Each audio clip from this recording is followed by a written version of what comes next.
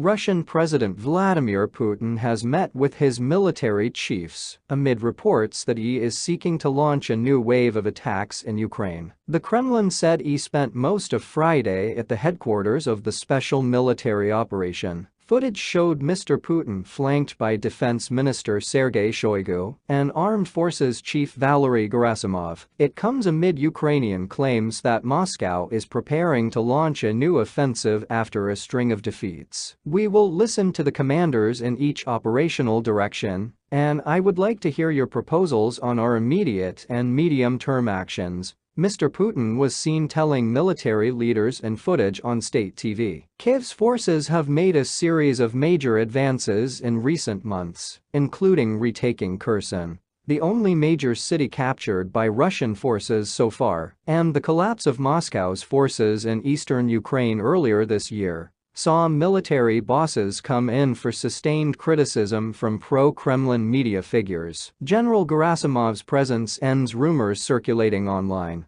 that he had been dismissed from his position. The 67-year-old has been the target of intensive criticism from hawkish commentators who have accused him of being too cautious. Air Force General Sergei, who was appointed as Russia's commander in Ukraine in October, was also present at the meeting, photos released by state media showed. The meeting followed claims by the commander of Ukraine's military, Gen. Valeriy Gerasimov, that Moscow could seek to launch a new offensive in early 2023. He warned that Russia was preparing around 200,000 troops for the attack. "I have no doubt they will have another go at Kyiv," he added. "I know how many combat units I have right now, how many combat units I have to create by the end of the year, and, most importantly, not to touch them in any way now, no matter how hard it is." He added that the attack could originate in the direction of Kyiv and may be launched from Belarus. In February, Russian troops advanced towards the Ukrainian capital Kyiv after crossing the border from Belarus. While the country's leader Alexander Lukashenko has repeatedly denied that his forces will join in the invasion, thousands of Russian troops are currently in the country taking part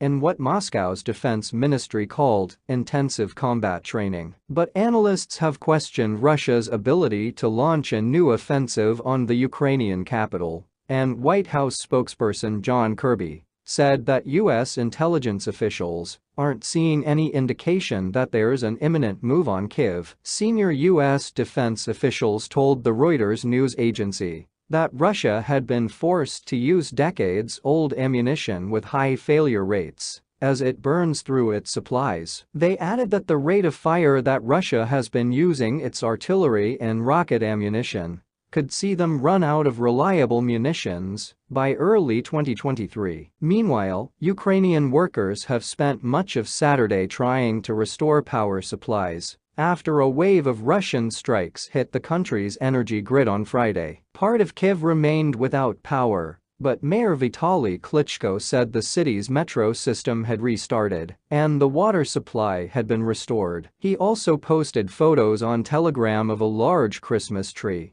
that's been adapted to meet the constraints of a wartime winter. "The tree will be lit with energy-saving bulbs run off a generator," he said. Power has been restored in the country's second city of Kharkiv, authorities said, after it was left without electricity for hours following Friday's wave of strikes that targeted energy stations across the country. Russia has launched more than 1,000 missiles and Iranian-made attack drones since the wave of strikes on power infrastructure. Russian President Vladimir Putin